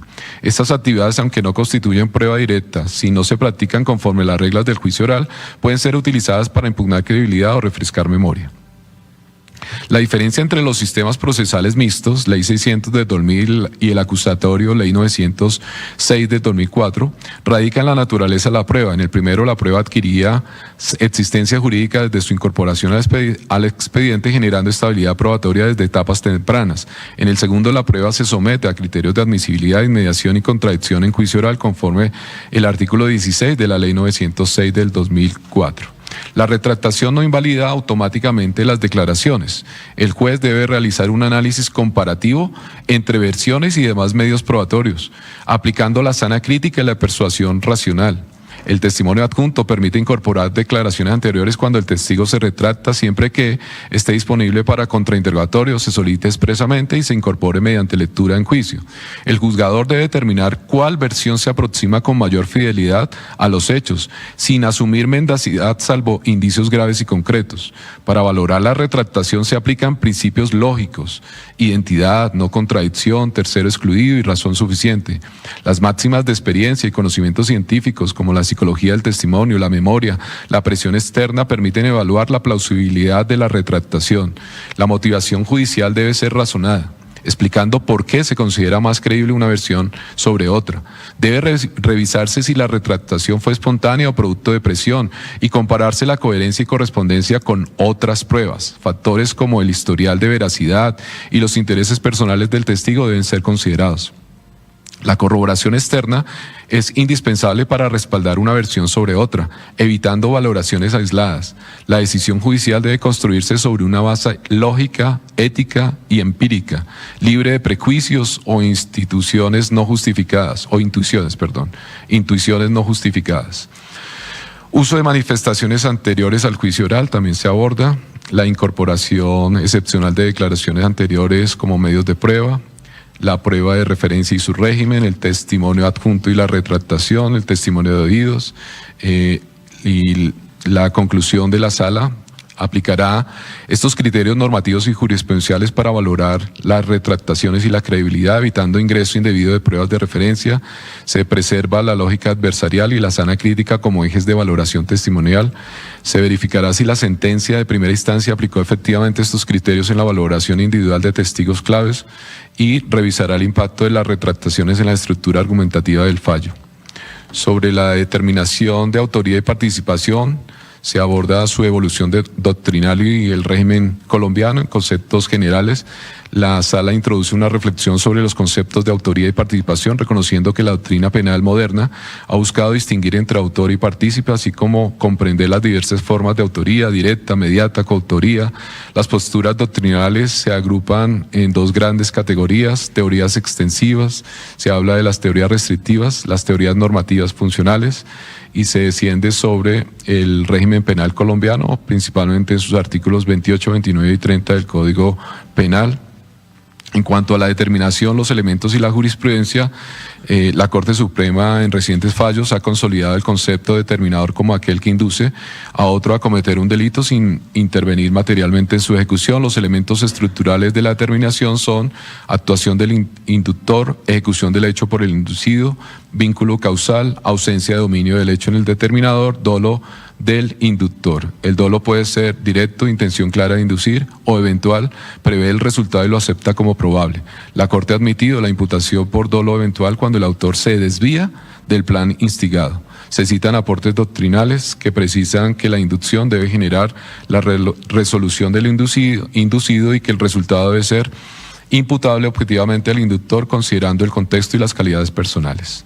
Se aborda también la prueba indiciaria, su estructura y requisitos, recordando que se debe garantizar para la validez probatoria la demostración del hecho indicador, la precisión de la regla de la experiencia, la enunciación del hecho indicado, la valoración conjunta del hecho indicado con el resto del acervo probatorio. Este proceso obedece a un encadenamiento lógico que parte de un hecho probado, el indicador, y mediante deducción apoyada en la sana crítica, las leyes de la lógica, la ciencia y la experiencia permiten inferir otro hecho desconocido. La inferencia puede surgir de un solo dato o de varios considerados en conjunto, cuyo análisis integral permite alcanzar un alto grado de probabilidad. Es imperativo expresar la regla de experiencia que otorga fuerza al indicio y contemplar todas las hipótesis confirmantes e invalidantes. El hecho indicado no puede ser una simple posibilidad entre muchas, deben descartarse expresamente o tácitamente las alternativas lógicas que ofrece el hecho indicador. Los postulados lógicos aplicables son identidad, no contradicción, tercero excluido y razón suficiente. Las reglas de la experiencia son generalizaciones históricas fiables y la ciencia aporta principios verificables mediante métodos estandarizados. La prueba indiciaria puede fundamentar una sentencia condenatoria si demuestra inequívocamente la responsabilidad penal, pero su valoración exige el examen de todas las hipótesis que puedan confirmar o refutar la inferencia. La ponderación debe inclinarse hacia las hipótesis confirmantes, pero también debe desestimarse razonadamente las demás posibilidades, evitando una valoración omnipotente y garantizando un ejercicio judicial reglado. Falacia de petición de principio, naturaleza y aplicación en el ámbito penal. La Sala analiza la falacia lógica conocida como petición de principio, que consiste en asumir como verdadera la conclusión que se pretende demostrar, formulándola como premisa del razonamiento. Se trata de un argumento circular en el que la conclusión ya está implícita en las premisas. Este error ocurre cuando, al ser cuestionado por las razones que sustentan una afirmación, el interlocutor repite la misma afirmación en otras palabras sin aportar fundamentos independientes. Se ilustra con ejemplos cotidianos y se distingue entre recordar una regla general aplicable y repetir una orden sin justificación, lo que constituye una forma circular del argumento. Se cita la lógica aristotélica, entre otras. Caso concreto, soborno en actuación penal, delimitación del análisis. La Sala delimita el examen por tipos penales, abordando los delitos de soborno en actuación penal y fraude procesal con referencia a eventos específicos. Del soborno, los casos de Carlos Enrique Vélez Ramírez, alias Víctor, Eurídice Cortés Velasco, alias Diana, y Juan Guillermo Monsalve Pineda, y el fraude procesal, las actuaciones con los internos de Cómbita y con Juan Carlos Sierra, alias El Tuzo Sierra, denominaciones utilizadas por las partes durante la actuación. El debate gira en torno a si en el juicio oral se acreditaron los hechos que configuran los delitos acusados, artículos 444A y 453, lo que exige examinar la adecuación típica y valorar los hechos jurídicamente relevantes demostrados en juicio, confrontando la sentencia de primera instancia, los reparos de apelación y las valoraciones de los intervinientes. Soborno en actuación penal, estructura típica y alcance. El soborno en actuación penal, regulado en el artículo 444A del Código Penal, se configura con el ofrecimiento, promesa o entrega de dinero o utilidad al testigo para impedir que declare, inducirlo a declarar falsamente o lograr que oculte la verdad. Se trata de un delito de mera conducta consumado con el simple acto corruptor sin requerir resultado externo. La jurisprudencia ha precisado que basta acreditar el ofrecimiento de entrega para colmar el tipo penal sin necesidad de demostrar alteración efectiva del testimonio. El tipo penal excluye medios como amenazas o ruegos que se subsumen en figuras afines. La condición de testigo no se limita al observador presencial del hecho delictivo, incluye también el testigo indirecto o colaborador relevante para el proceso, incluso si no ha sido citado formalmente. Asimismo, la expresión hecho delictivo no equivale estrictamente a conducta punible, pues abarca cualquier aspecto relevante para la investigación penal, incluyendo elementos que afectan la credibilidad de otros testigos. Delimitación frente a tipos penales, se trae alusión a lo que son los falsos testimonios, las amenazas de los testigos, se trae el manejo de los verbos rectores que la jurisprudencia colombiana ha demarcado, el carácter de ser una conducta calificada como mera conducta, amplitud de la condición del testigo, suficiencia del ofrecimiento para la consumación, entre otros. Y entra a la sala a revisar el evento de Carlos Enrique Vélez Ramírez y Eurídice Cortés Velasco. La decisión de primera instancia valoró los testimonios relacionados con el soborno en actuación penal atribuido a Carlos Enrique Vélez Ramírez y Eurídice Cortés Velasco. Se acreditó que Pablo Hernán Sierra García ofreció una entrevista al congresista Iván Cepeda Castro desde la cárcel de Itagüí, en la que relató hechos sobre el bloque metro de las AUC y la presunta participación de los hermanos Uribe Vélez en actividades delictivas en el predio Huacharacas. La visita de Cepeda se realizó en cumplimiento de funciones legislativas por solicitud del interno y fue corroborada por testigos de la defensa. A raíz de esta entrevista, Álvaro Uribe Vélez presentó denuncia contra Cepeda por varios delitos, lo que dio lugar a una investigación en la Corte Suprema. Posteriormente, Carlos Vélez remitió una misiva en la que afirmaba haber sido instado por Cepeda a declarar falsamente, pero en juicio se demostró que nunca hubo encuentro entre ambos y que Vélez desconocía al congresista. Continúa la sentencia de primera instancia. La caligrafía del documento fue atribuida a Diego Javier Cadena Ramírez y Vélez confirmó su falsedad en audiencia. Interceptaciones telefónicas y audios revelaron la intención de construir relatos falsos para favorecer al procesado, incluyendo pagos y coordinación con Eurídice Cortés. Cortés participó en la elaboración de un video contradictorio, pero en juicio admitió desconocer los hechos, revelando que su intervención fue inducida. Los pagos a testigos disfrazados como viáticos o ayudas fueron contraprestaciones por declaraciones falsas y por conseguir otros testigos, lo que evidencia una planificación ilícita. Culmina la decisión de primera instancia señalando que la prueba testimonial y documental acreditó la materialidad de la conducta y la responsabilidad del acusado, evidenciando que los actos fueron ejecutados bajo la dirección de Álvaro Uribe, quien optó por no indagar y permitió que sus abogados presentaran documentos apócrifos ante la Corte. Fundamentos del recurso de apelación: defensa técnica sostiene que la sentencia de primera instancia incurrió en errores sustanciales de valoración probatoria y en la inversión de la carga de la prueba, presumiendo la culpabilidad de Álvaro Uribe Vélez sin acreditar una conducta determinadora concreta. Critica el uso de construcciones indiciarias con saltos lógicos, como la interpretación de expresiones ambiguas, papá, el jefe, como indicios de subordinación o dolo. Se afirma que no se probó la falsedad ideológica de los manuscritos ni la existencia de ofrecimientos para inducir a testigos a faltar a la verdad. Los abogados que presentaron los documentos solicitaron su verificación y la Corte no los incorporó como prueba, lo que desacredita la tesis de inducción al error. La defensa niega la existencia de un nexo causal continuo ni de un doble dolo, alegando autonomía profesional de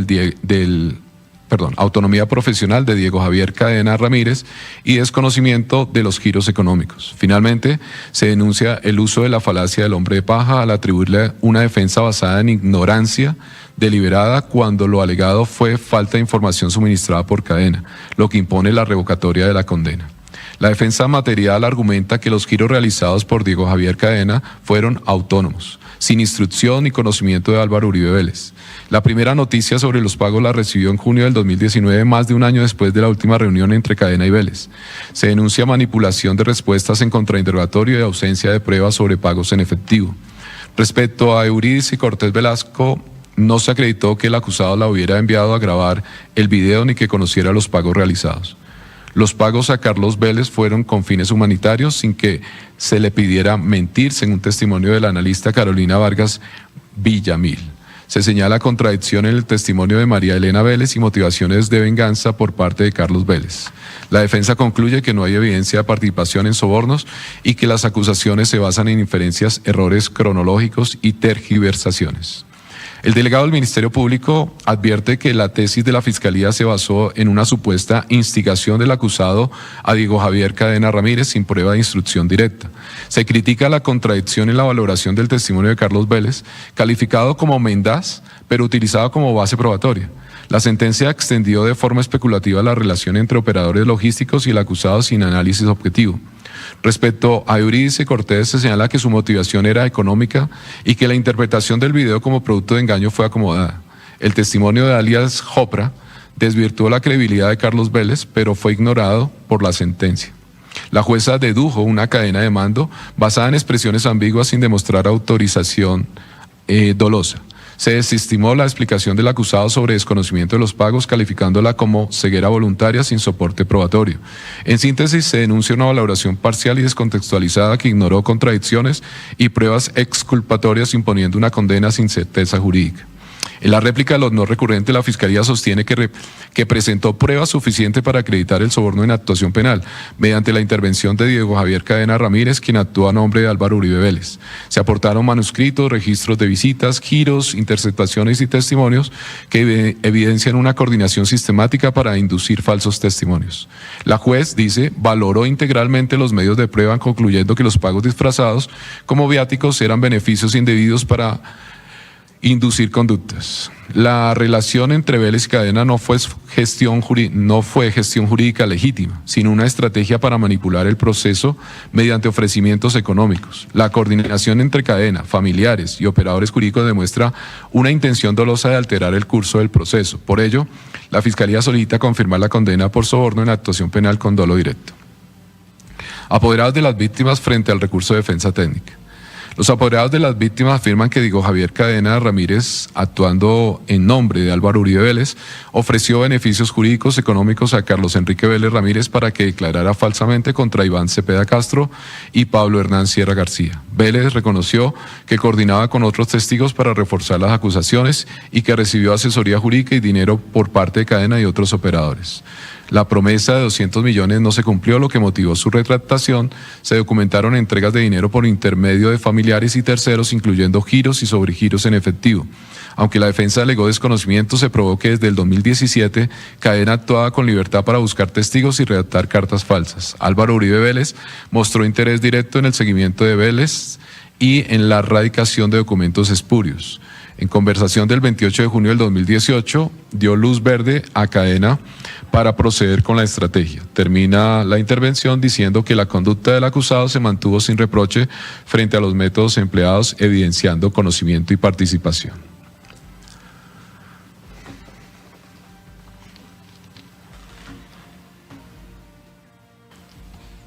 Es transmisión de Blue Radio en directo desde el Tribunal Superior de Bogotá. Toma agua el magistrado Merchán, que está a punto de anunciar si hay o no condena por el caso de soborno en la actuación penal del expresidente Álvaro Uribe.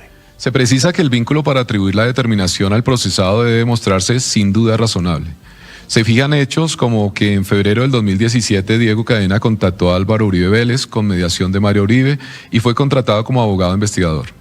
Luego se dice que realizó gestiones para contactar testigos en prisión como Juan Guillermo Monsalve, mencionándose un documento de retractación y varias interceptaciones telefónicas, que la primera instancia interpretó como subordinación funcional.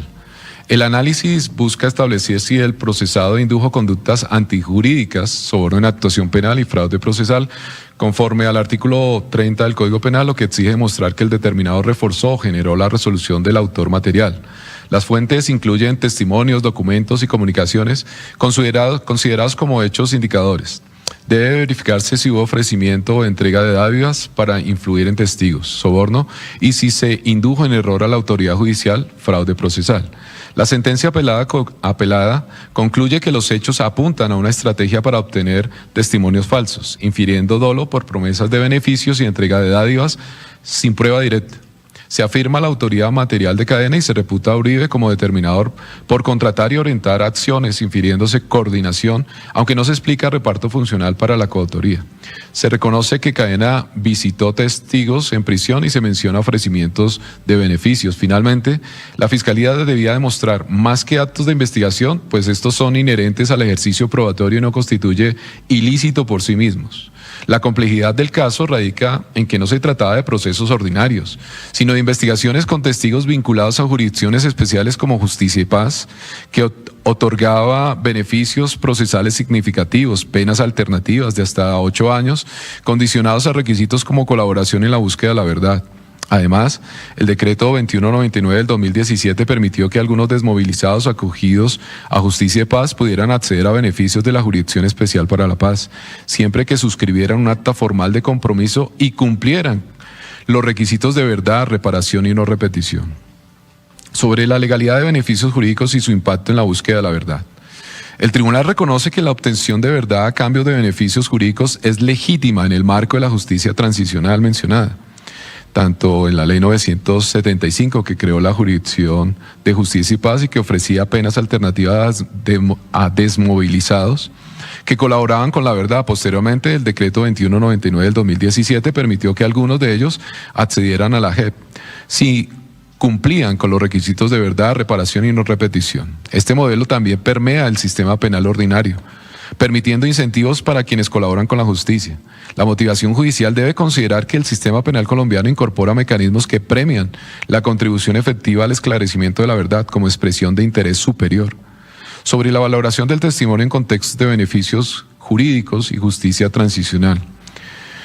La valoración del testimonio debe considerar los intereses contrapuestos que surgen de los beneficios ofrecidos. Estos beneficios buscan remover obstáculos como el derecho a la no autoincriminación, pero pueden afectar la espontaneidad del testimonio.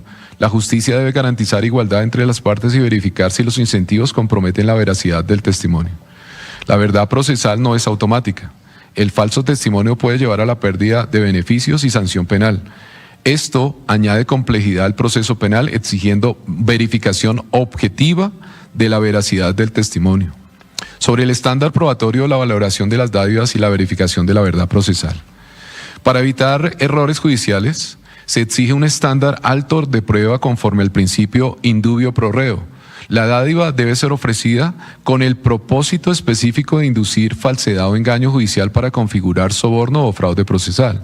Si el beneficio no tiene ese propósito, la conducta es atípica.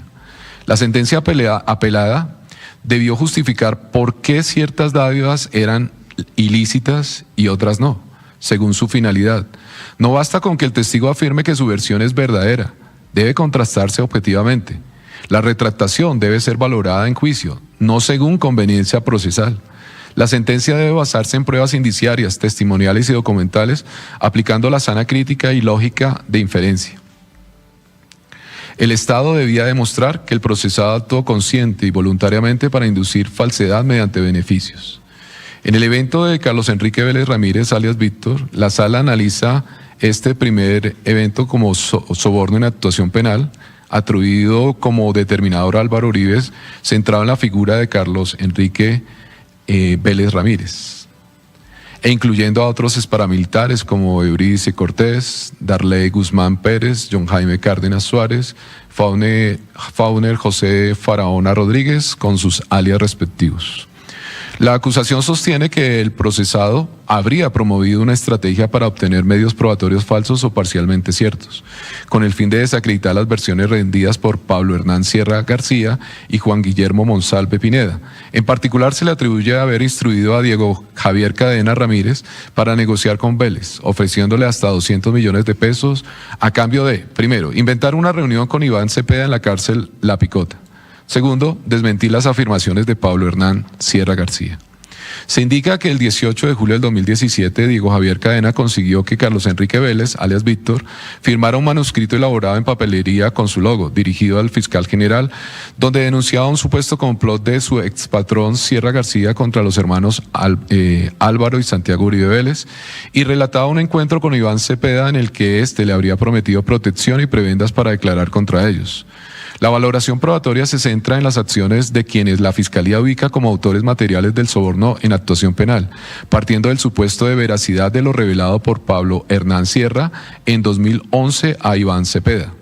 La primera instancia consideró irrelevante determinar si Cepeda visitó cárceles para ofrecer beneficios a cambio de declaraciones contra los Uribe. Razonamiento equívoco, porque esa premisa originó el accionar determinador del soborno. La acusación sostiene que Uribe Vélez determinó ilícitamente a Cadena y Salazar para conseguir testigos falsos mediante ofrecimientos económicos y otras utilidades con el fin de desprestigiar a Monsalve y Sierra. Sin embargo, ninguna prueba acreditó que Uribe Vélez hubiera determinado a Cadena para recaudar pruebas mediante ofrecimientos ilícitos.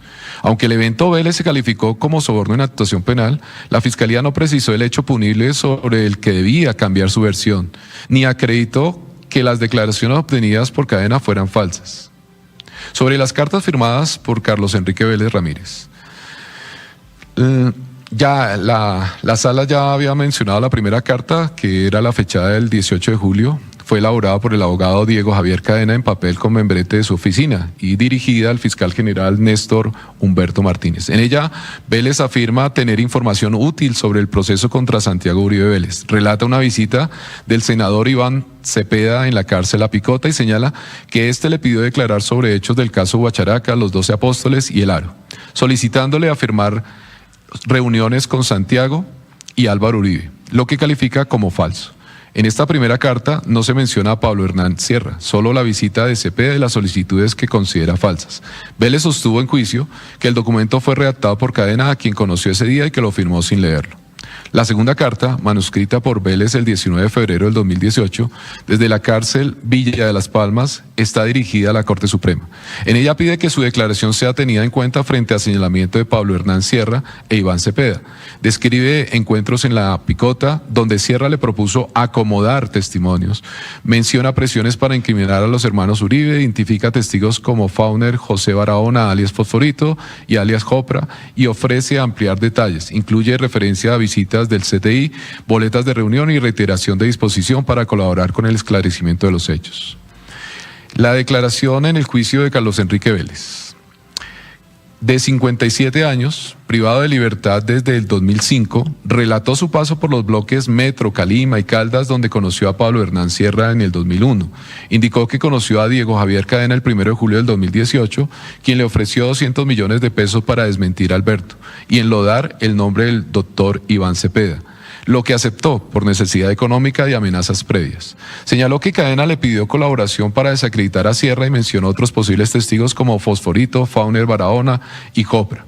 Reconoció haber recibido dinero en efectivo y giros, aunque no conserva todos los registros por pérdida de su agenda. Afirmó que ya había declarado en la Corte en 2016 por indicación de su abogado Samuel Sánchez y que la segunda carta la escribió dictada por este mediante videollamada con Cadena.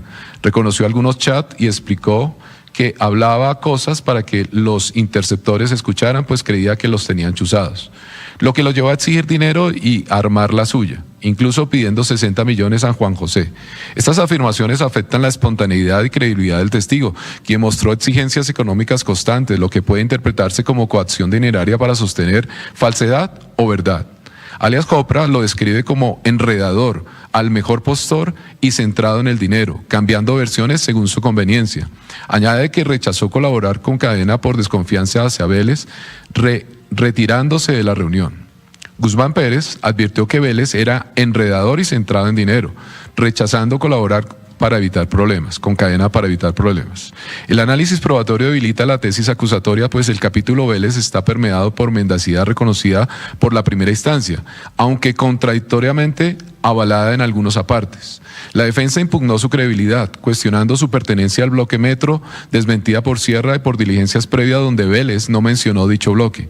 También se evidenciaron contradicciones sobre la autoría de la primera carta y sobre el monto ofrecido por Cadena, que osciló entre 100 y 200 millones. Reconoció haber escrito una carta en 2016 antes de conocer a Cadena y haber declarado lo mismo ante la Corte en diciembre de ese año.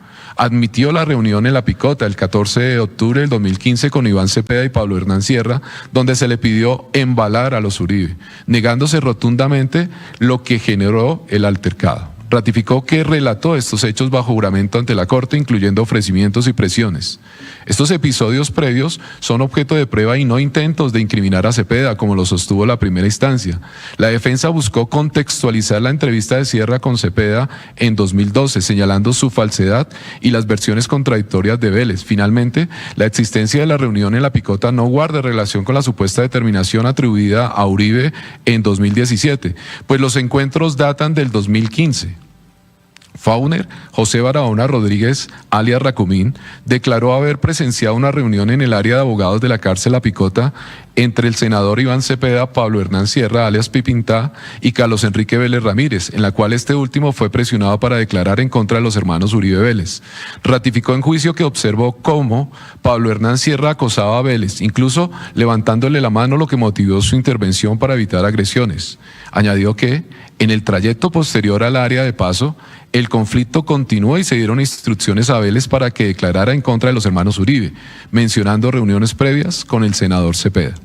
Fauner José Barahona denunció privilegios otorgados a Juan Guillermo Monsalve en prisión, visitas en horarios no autorizados, celular propio, cocina equipada, televisor, nevera, incluso ingreso de champán, frente a restricciones para otros internos. Relató un incidente en el que rompió una botella tras reclamar por el trato desigual. Estos beneficios contrastan con los traslados sufridos por Fauner por negarse a colaborar con la versión falsa contra los Uribe, mientras Monsalve se ufanaba de su protección por Iván Cepeda. Se narran episodios donde Monsalve agredió a otro interno y amenazó al personal del IMPEC sin recibir sanción, reforzando la percepción del trato preferencial.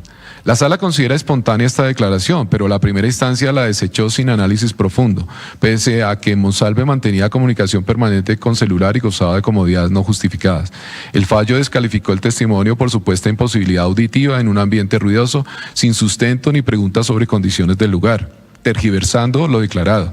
El testigo no atribuyó palabras a Cepeda, solo percibió presión sobre Vélez. El conflicto continuó en otro espacio, donde se mencionó una reunión previa con Cepeda confirmando múltiples encuentros. Se aclara que el testigo no hizo acusaciones infames contra Cepeda ni otros, sino narró lo percibido como interno. se confirma el interés de Pablo Hernán Sierra en que otros respaldaran su versión del 2011, lo que alias Fosforito rechazó por falsedad, ratificando en carta del 20 de febrero del 2018 que Sierra no militó en el bloque Metro. El fallo, sin embargo, desestimó su testimonio sin justificación, pese a su coherencia y ausencia de incentivos adicionales. La sala advierte inconsistencias en la valoración probatoria. Se aplicó rigor desigual, descalificando testigos afines a la defensa por inclinación política o vínculos previos, mientras se acreditó sin igual exigencia a testigos a cargo con reconocida capacidad de invención como Carlos Enrique Vélez, cuya mendacidad fue admitida, pero se validaron a partes que respaldan la acusación. La sentencia incurre en contradicciones al exigir denuncia inmediata de ofrecimientos a testigos de la defensa, sin aplicar el mismo criterio a Carlos Enrique Vélez, quien solicitó dinero para variar su versión. La valoración probatoria se subordinó a la premisa de Juan Guillermo Monsalve a que Juan Guillermo Monsalve decía la verdad, descartando de plano cualquier testimonio que lo contradijera. La sala concluye que se incumplió el deber de motivación racional, pues no se fundamentó por qué ciertos testimonios fueron considerados inverosímiles. Finalmente, se establece que las pruebas practicadas no acreditan el vínculo doloso exigido para calificar a Álvaro Uribe Vélez como determinador de una conducta punible. La sala advierte que la aplicación del dolo eventual como fundamento de la condena constituye un yerro dogmático, pues la figura de la determinación penal exige dolo directo. El instigador debe tener la intención de inducir al autor material a cometer el delito, mientras que el dolo eventual solo opera cuando el autor agrava el comportamiento delictivo o comete delitos conexos no previstos por el instigador. En el caso concreto, Carlos Enrique Vélez Ramírez nunca mencionó a Álvaro Uribe Vélez como responsable de los pagos recibidos ni como autor de las instrucciones, y tampoco los abogados Diego Javier Cadena ni Juan José Salazar Cruz le atribuyeron tal vínculo, reconociendo el propio Vélez que desconocía el origen del dinero. No se acreditó ni directa ni indirectamente que Álvaro Uribe Vélez hubiera instigado a la comisión del delito de soborno en actuación penal, y la expresión, comillas, que digan la verdad, no puede interpretarse como intención de inducir falsedad. Por tanto, la sala revocará la condena impuesta a Álvaro Uribe Vélez como determinador del delito de soborno en actuación penal en el evento de Carlos Enrique Vélez Ramírez, y en su lugar lo absuelve por esta conducta. Atención, se acaba de caer el primero de los delitos, soborno por actuación penal. De los 3 delitos que tiene en su contra el expresidente Álvaro Uribe Vélez. En el caso de Carlos Enrique Vélez. De Carlos Enrique Vélez. Porque le dice que no se pudo probar, Néstor, que él hubiera dado la orden ni los pagos que se le hicieron en ese momento, que dijo Diego Cadena, eran ayudas humanitarias. Entonces, primera decisión en favor del expresidente es que las condenas, las escuchas ilegales, las interceptaciones fueron ilegales y se cayeron como prueba. Y ahora tumba este pedacito de la condena, absuelve al expresidente por el tema de soborno. Sí, va siendo muy favorable la decisión que está anunciando el tribunal en este momento al expresidente Uribe, porque claro, el hecho de excluir la conversación esa famosa en la que él le dice al abogado Cadena, proceda doctor Cadena, pues le ayuda mucho, digamos, en la conclusión final sobre su participación de los hechos. Pero además en esta explicación que da el tribunal sobre la manera como se perfecciona un delito de soborno, digamos, en la dogmática penal, pues lo excluye a él porque realmente nunca hubo la prueba para poder determinar con certeza que él había sido instigador o determinador del delito. Inclusive también, Héctor, un reproche duro a la juez Heredia porque desatendió un testimonio, el de este señor, su nombre es Fauner Barahona. Fauner Barahona, alias Racumín. Sí, que era el hombre que decía que Vélez estaba motivado por los beneficios, por celular, por champaña, por visitas. Primera decisión. Cuando no se permitían. Primera decisión esta. Ahora faltan otras decisiones. Yo tengo una duda en esto porque pareciera que está mirando testimonio por testimonio frente a los delitos. Entonces yo no sé si aquí ya quedó absuelto de todo el delito de soborno en actuación penal o solo en el caso de Carlos Enrique Vélez. Pero además el de... Dice sí, que es el caso de Carlos Enrique Vélez. Pero Néstor, lo que sí queda claro es que en cualquier caso, esta decisión del tribunal lo que demuestra es que la pena que impuso de 12 años, pues claramente en cualquier caso va a cambiar de manera sustancial. Si hay un sentido de culpabilidad, que es probable que se caiga incluso la culpabilidad en esta segunda instancia en los otros delitos, si llegara a haber un caso de culpabilidad, pues la pena sería muy distinta a los dos que impuso. Si me permiten, con la aclaración de que apenas está está en desarrollo la lectura, va una gran derrota para la juez Sandra Heredia, que aceptó las pruebas ilegales de la Corte Suprema de Justicia y que desatendió a algunos testigos que le eran favorables al expresidente Álvaro Uribe. Le acaban de quitar el delito de soborno, que es lo que se acaba de caer. Son las 9 de la... Ahora, faltan otras cosas, es que...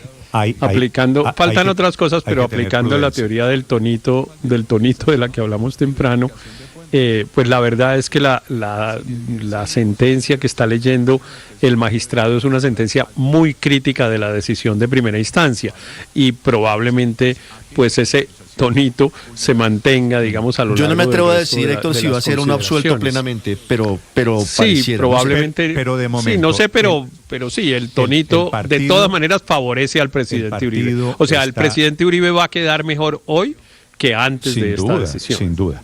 El partido en este momento no es definitivo, pero le va bien al expresidente Uribe.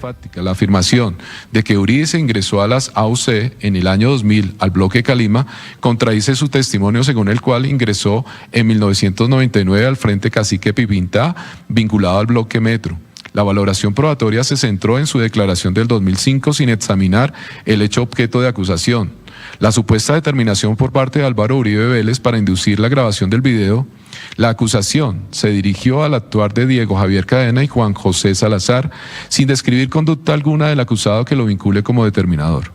Aunque el dolo eventual puede configurar la determinación, se requiere, como se ha venido diciendo, que el instigador obre con conciencia y voluntad inequívoca de inducir la comisión del hecho punible.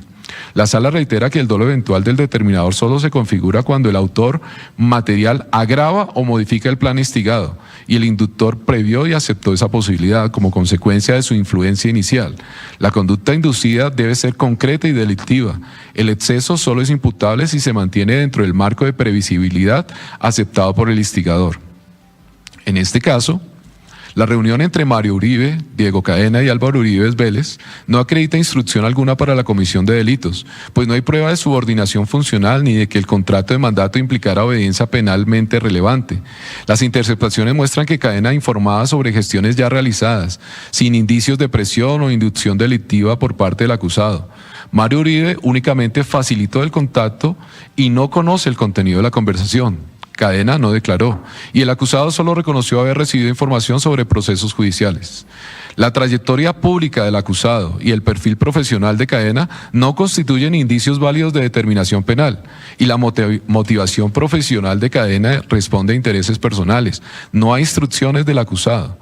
La idoneidad del abogado para recaudar pruebas no implica que el mandante deba prever la comisión de delitos. El fallo incurre en error al sostener que la determinación se acreditó por el solo hecho de indicar el escenario de intervención. Estos mismos errores se repiten en el capítulo de Uribe y Cortés, donde no se acredita que Cadena actuara a nombre de Álvaro Uribe Vélez ni existiera instrucción para inducir falsedades. La declaración de Uribe se muestra autonomía narrativa, control de interlocutores y ausencia de motivación lucrativa. El video fue elaborado para la Corte, sin guión impuesto ni referencia directa al acusado. Las conversaciones entre Vélez y Cortés en el 2019 no guardan relación con el video grabado 11 meses antes y la iniciativa económica provino de Vélez, no de los abogados. Euridice incluso alertó a los abogados sobre la conducta de Vélez, lo que refuerza la ausencia de inducción por parte del acusado.